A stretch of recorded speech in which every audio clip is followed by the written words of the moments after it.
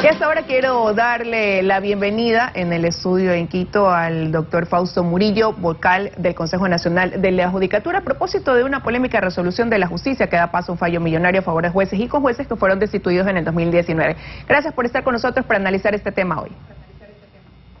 Buenos días, Liz. Un gusto estar en este canal y un feliz año para usted y para todos los oyentes y televidentes. Feliz año también para usted. Como ya lo mencionaba, pues se cerró el 2021 con una resolución judicial en la que se establecía que fueron vulnerados los derechos constitucionales, la seguridad jurídica y también el debido proceso al haber tomado la decisión de destituir a más de 20 funcionarios judiciales entre jueces y conjueces, y que además ahora pues se habla de una reparación, una indemnización económica que podría ser pues millonaria, como decíamos, ¿no?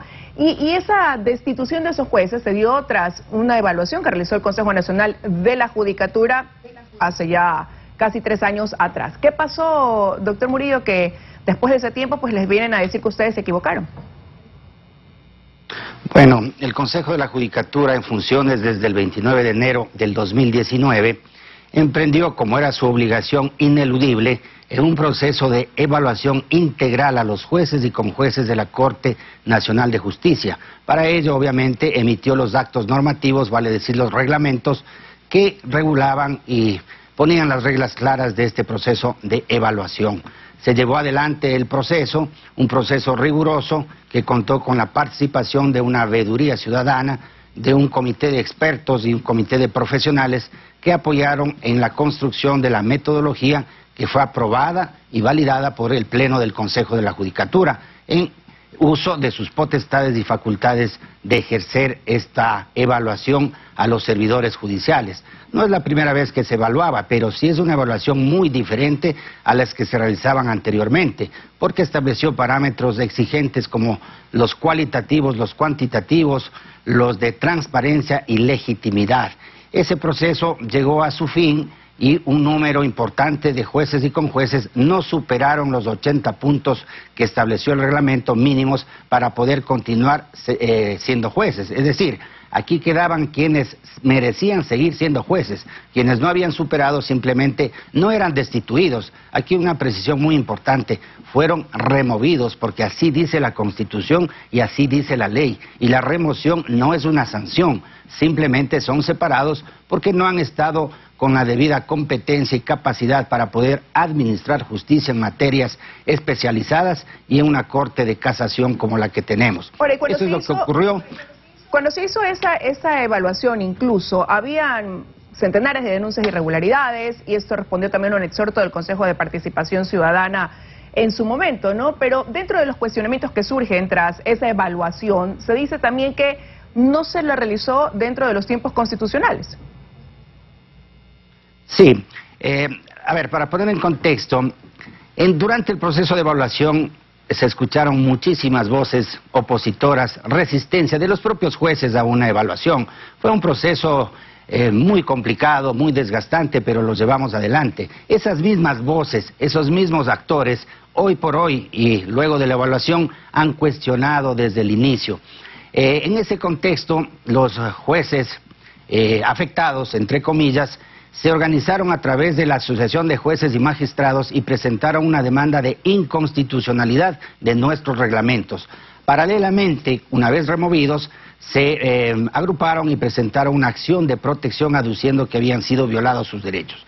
Esos dos tribunales seguían de manera paralela, hasta que el 23 de diciembre del 2021 la Corte Constitucional emitió su sentencia resolviendo el tema de la inconstitucionalidad aducida por los accionantes respecto a nuestro reglamento. Pero en esa sentencia del más alto órgano de justicia constitucional señala con absoluta claridad que el Consejo tenía la competencia, la potestad para evaluar, que la metodología y los parámetros establecidos eran absolutamente legales y legítimos, que no se afectó la independencia judicial, que no se atentó contra la inamovilidad o el principio de inamovilidad de los jueces. Lo único que ha señalado la Corte Constitucional es que la oportunidad, el tiempo en el que se llevó la evaluación debía ser en el año 2020, coincidiendo con la renovación por tercios que establece la ley y la Constitución.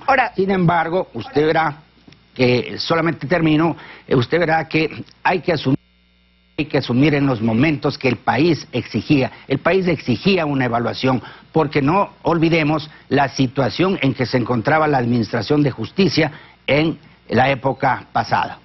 Ahora, doctor, entonces eso quiere decir que al haber dos fallos, el del Tribunal de Pichincha, que resuelve dar paso sí a esta indemnización, como le hemos mencionado, entre otras cosas, se contradice con el fallo, más bien que también habría tenido posteriormente la Corte Constitucional paralela, y ahí este pronunciamiento de la Corte Constitucional, que todavía no lo ha hecho, pudiera ser dirimente en esta situación actualmente.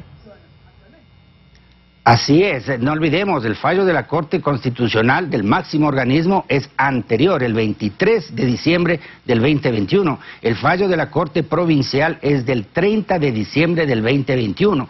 Y aquí quiero señalar de manera categórica, este fallo de la Corte Provincial no es más que otro intento de meterle las manos a la justicia. Lamentablemente se han prestado propios servidores judiciales que, con motivo de resolver una acción de protección en apelación, han contradicho, han señalado aspectos totalmente contrarios a lo que ha señalado la Corte Constitucional. Esto es muy grave. Aquí estamos frente a unas decisiones que van más allá de lo que pidieron los accionados, van más allá de lo que se puede esperar dentro del ámbito constitucional y legal. Eso no puede permitirse. Además hay un tema muy grave. Estamos investigando la intervención y la participación de una de las juezas que conformó ese tribunal, que estando de vacaciones a través de un correo electrónico al mediodía del día 30 de diciembre, suspende sus vacaciones, firma electrónicamente un fallo de más de 80 o 90 hojas y en minutos posterior a la firma suspende, digamos, reactiva sus vacaciones y continúa disfrutando de esa licencia. Pero esto es muy grave, no puede un asunto tan importante, tan sensible, tratarse de esa manera. El Consejo de la Judicatura, en este caso específico, es un agraviado, porque el Consejo de la Judicatura fue el demandado. Nosotros, dentro del marco legal y constitucional, ejerceremos todos los derechos como parte procesal y ejerceremos todas las acciones y procedimientos que nos prevé el sistema legal y constitucional, e inclusive en el ámbito penal. Doctor, pero en ese tema, ¿no? La jueza había pedido vacaciones del 27 al 31, este fallo se da el 30, ella solicita o envía un mail, como usted lo ha dicho, pidiendo que se la restituyan sus funciones para poder sumarse y completar más bien este tribunal y sumarse a ese fallo, ¿no? Pero ¿quién la habilitó para que firme esa sentencia? Eso es lo que tenemos que investigar. De las iniciales resultados que tenemos, al parecer fue uno de los auxiliares de la propia juez o del juez ponente que habilitó el sistema y le permitió que pueda firmar ese fallo. Aquí hay un tema importante también.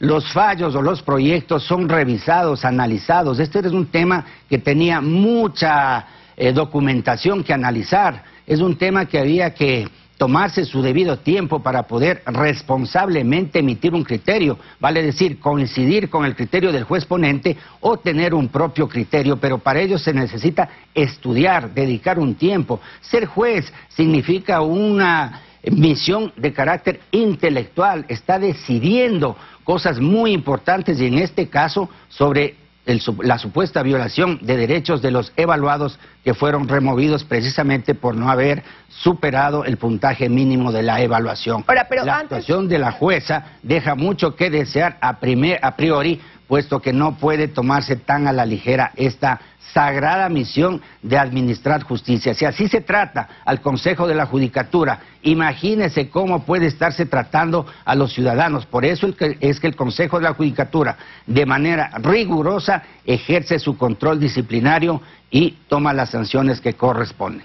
Antes de pasar a ese tema que usted habla, ¿no? de la revisión de ese proceso, quiero cerrar el anterior, que tiene que ver también con ese tema del haber estado de vacaciones, haber enviado un mail para regresar un día antes de lo previsto y poder actuar en este caso como una jueza, quizás sin tener acción de personal, de reintegro llega a sumarse, ¿no? Porque para eso tiene que haber una orden firmada que otorga las vacaciones, y asumo que el petitorio de reintegrarse antes también tiene que tener una orden firmada que dé paso a ese reintegro.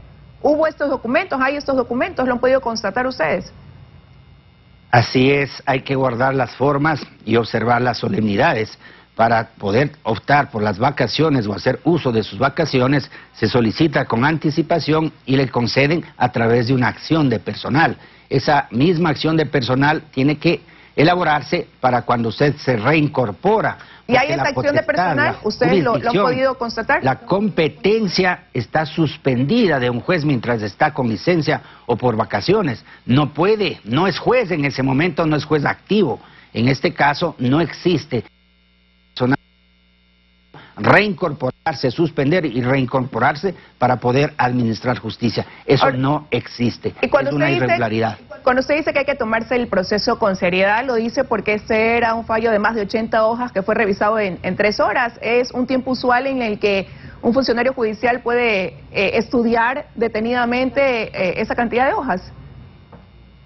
De ninguna manera. Se actúa con responsabilidad y quiere formarse un criterio, una convicción absolutamente seria, absolutamente fundada y motivada. Tiene que tomarse el tiempo necesario, que de ninguna manera podría hablarse de horas. Son días, son semanas, en ocasiones, de acuerdo a la dificultad del caso. Los jueces responsables actúan de esa manera.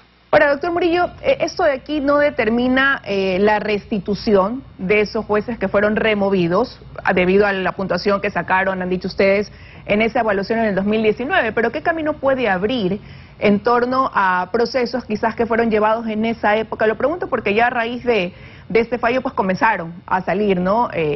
Ya una serie de comentarios referente a ciertos procesos de corrupción, incluso de casos de corrupción muy notorios que ya tienen su sentencia, que fueron muy polémicos acá en el país. Sí, no olvidemos que siempre la justicia o la administración de justicia está amenazada. Hay fuerzas, hay intereses muy fuertes que lo vimos a lo largo del proceso nuestro, ¿no? Yo mismo tuve que defender la evaluación, posteriormente el concurso de méritos. Había fuerzas que querían que se caigan esos procedimientos, pero resistimos y el país logró tener una evaluación rigurosa, logró establecer un concurso igualmente riguroso, conformó la Corte Nacional de Justicia, y hoy por hoy el país está viendo sentencias que han sido dictadas por jueces imparciales, independientes en materia penal. Por señalar algunos, los casos 30S, desde más de 11 años que no se había dictado sentencia, los casos del caso del señor Lara, el caso propiamente del caso Sobornos, el caso Singue. Esos son casos importantes que solo con una justicia independiente se pudieron haber emitido los fallos que corresponden en justicia y en derecho. Se nos está acabando el tiempo de la entrevista y no quiero dejar de preguntarle quién entonces puede estar detrás de esto que está pasando ahora, que usted ha señalado, hay intereses detrás de esto que incluso los puede llevar a ustedes a un juicio. Ya se habla en la Asamblea de interpelaciones a propósito de este caso, ¿no? De esta remoción de jueces. Sí, claro, nosotros estamos sujetos a un control político y como es político, atrás sin duda tienen que estar fuerzas políticas que de alguna manera pueden sentirse incómodas con esta nueva forma de administrar justicia, con este nuevo sistema de justicia que es absolutamente técnico. Nosotros hemos tratado de que la política no interfiera en la administración de justicia y mucho menos en la decisión de los jueces. Los jueces tienen que ser independientes, imparciales, honestos y sobre todo con conocimiento y especialización para poder dar certeza jurídica, seguridad jurídica. Quiero con esto de aquí agradecerle al doctor Murillo que nos haya acompañado esta mañana analizando este tema en los desayunos de 24 horas. Que tenga un buen día. A usted muchísimas gracias, Liz. Buen día.